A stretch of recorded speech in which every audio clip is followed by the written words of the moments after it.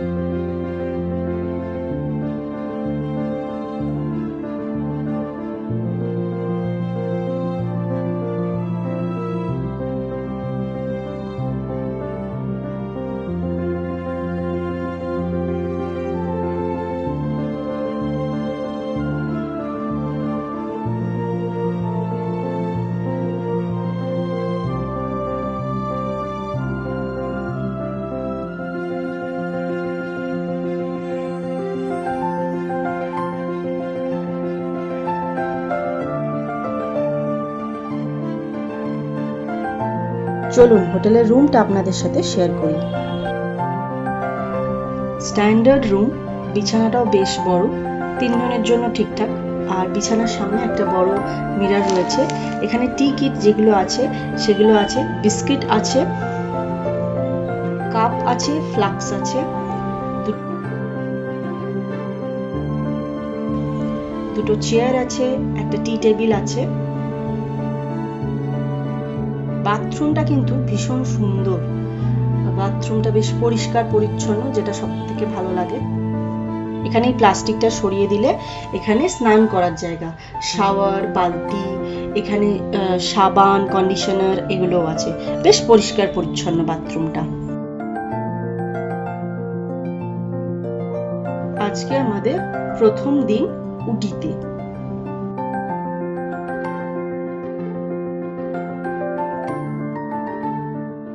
আপনাদের সাথে শেয়ার করেছিলাম যে কালকে আমরা কোয়েম্বাটুর থেকে উটি এলাম টয় ট্রেন করে, অ্যান্ড দেন জাস্ট একটা হোটেল বুক করেছিলাম, হোটেলটাও আপনাদের সাথে শেয়ার করেছি।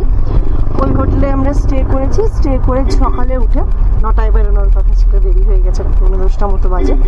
তো সেই আজকে আমরা কিছু সাইট সিন করতে যাচ্ছি। চলুন কি কি সাইট সিন করছি সেগুলো আপনাদের সাথে শেয়ার করি।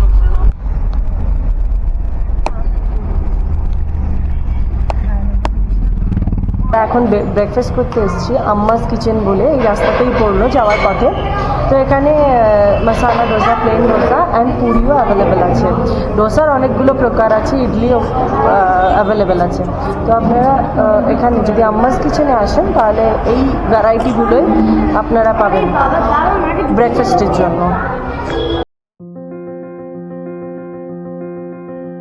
এটি উটির সবথেকে বড় গলফ কোর্স। এখানে মেম্বারশিপ নিয়ে তবেই এখানে ঢোকা যায়, আদার্স বাইরে থেকে কোনো লোক ঢুকতে পারে না।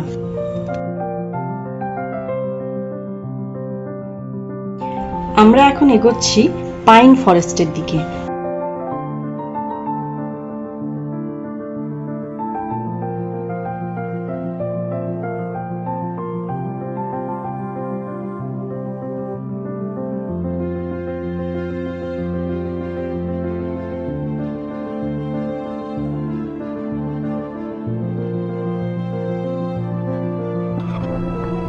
ব্রেকফাস্ট করে আমরা এখন এসেছি পাইন ফরেস্টে। বেশ সুন্দর জায়গাটা, ভিউটা অসাধারণ, আপনাদের সাথে শেয়ার করছি।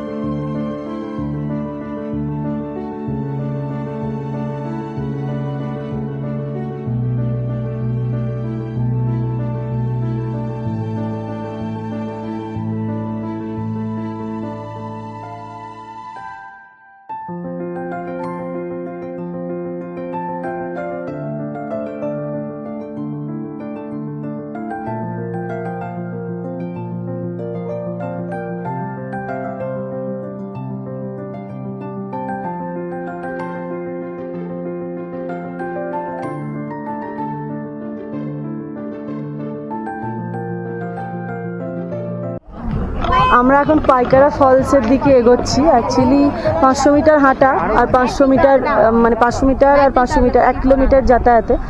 তো এখানে গাড়ি আছে, সেই টিকিট কাটবো গাড়ির লাইনের জন্যই দাঁড়িয়ে আছি, টিকিট কাটার লাইনের জন্যই দাঁড়িয়ে আছি। আর আজকে আমরা 2-3টে প্লেস ঘুরছি। ফার্স্ট আমরা যেখানে গেলাম সেটা হচ্ছে pine forest, next is Pykara falls যেটা আমরা যাচ্ছি। তো লাইনটা বেশ লম্বাই, তো দেখা যাক কতক্ষণ কি লাগে।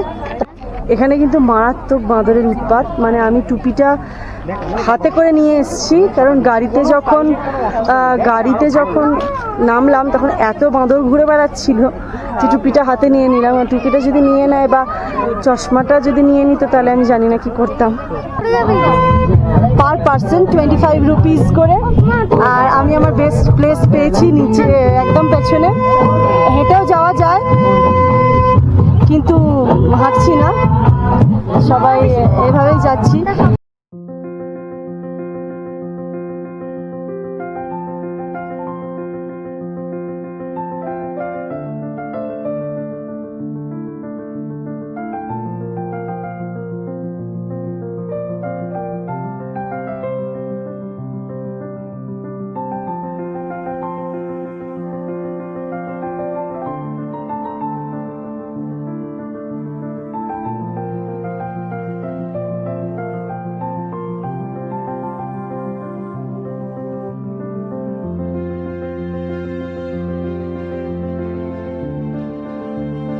আচ্ছা, 25 টাকা করে নিয়েছে হচ্ছে শুধু ওখান থেকে পার পার্সন, ওখান থেকে গাড়িটা আনার জন্য। আর এখানে 25 টাকা করে দিয়ে এখানে কি দেখছি আমি? না, এখানে 40 টাকা করে নিয়েছে, মানে ফলসটা দেখার জন্য অ্যাডাল্টদের 40 টাকা আর এর 20 টাকা, ছোটদের 20 টাকা নিয়েছে। বাট এখানে কোনো ফলস তো সেরকম কিছু দেখছি না, সব কিছু বড়ই স্থির, সিঁড়ি দিয়ে নামতে হবে। আমার মা নামতে পারিনি, সম্ভব নয়। তো আপাতত দেখাচ্ছি কি আছে।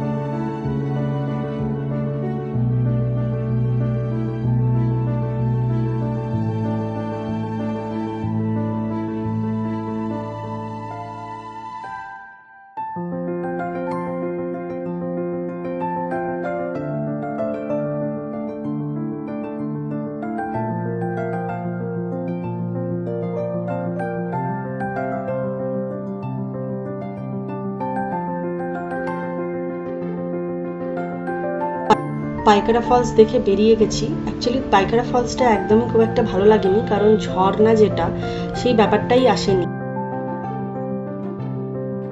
পাইকারা ফলসটা খুব একটা ভালো লাগেনি, আসলে মে মাসের গরমকাল তো সেই জন্য বোধহয় সেরকম ঝর্ণাটা সেভাবে দেখতে পাই। আসলে ঝর্ণা দেখতে গেলে বেস্ট সিজন হচ্ছে বর্ষাকাল। তো যে কোনো ঝর্ণা যেখানেই হোক সেটা যদি বর্ষাকালে হয় সেটা মারাত্মক সুন্দর দেখায়।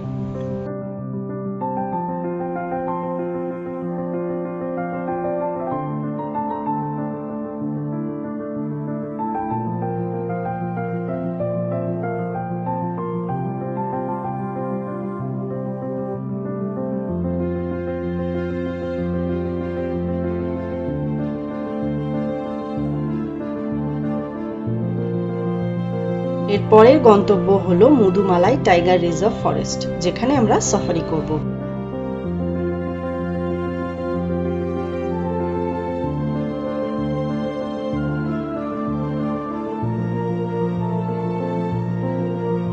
অ্যাকচুয়ালি এটা আমাদের প্ল্যানে ছিল না, এটা আমরা পরে অ্যাড করি।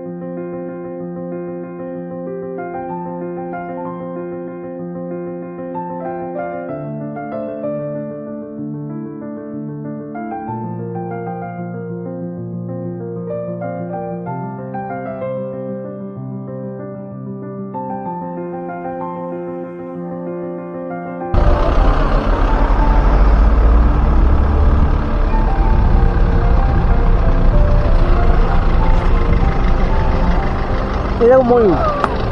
প্লিজ একটু দাঁড়ান, একটু দাঁড়ান, একটু দাঁড়ান।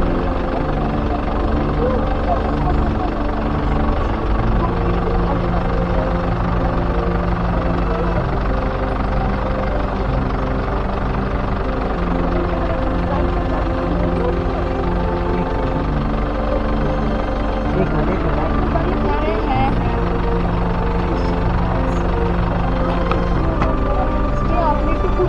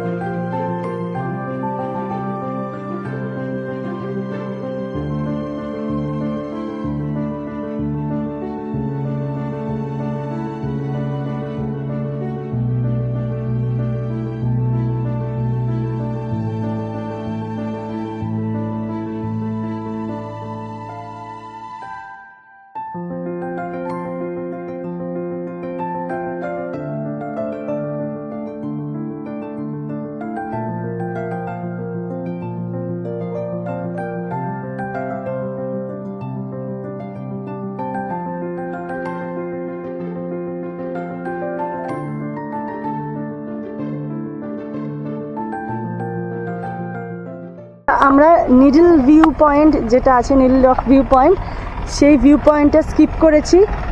মধুমালাইয়ের যে জঙ্গলে জন্য সাফারি হয় সেটাতে যাতে বেশি সময় দিতে পারি। বাকি রাস্তা দিয়ে যাওয়ার সময় দেখলাম রক ভিউ পয়েন্টটা এই চোখে রাস্তা দিয়ে যাওয়ার সময় তো ওরকমই দেখা যাচ্ছিল।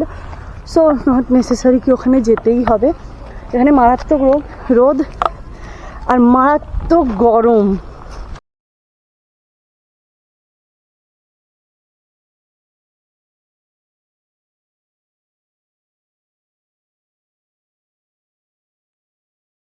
আমরা এখন মধুমালাই রিজার্ভ ফরেস্টে সাফারি করতে যাচ্ছি বাসে করে। অ্যাকচুয়ালি এটা আমাদের প্ল্যানে ছিল না, সেই জন্য আমরা জিপটা পাচ্ছি না। আমরা বাসে করে অনেকের সাথে যাচ্ছি, নাহলে হয়তো জিপটা পেতাম। সেটা একটু ভালো ছিল, যেহেতু প্ল্যানে ছিল না। এই জিপ কিন্তু অনলাইনে বুক করা যায়। আপনাদের যদি এখানে আসার প্ল্যান থাকে তাহলে কিন্তু অনলাইনে আপনারা বুক করে নিতে পারেন। আর আমরা 6 জন মিলে যাচ্ছি, নিয়েছে 1873 টাকা চাইল্ড অ্যান্ড অ্যাডাল্ট নিয়ে।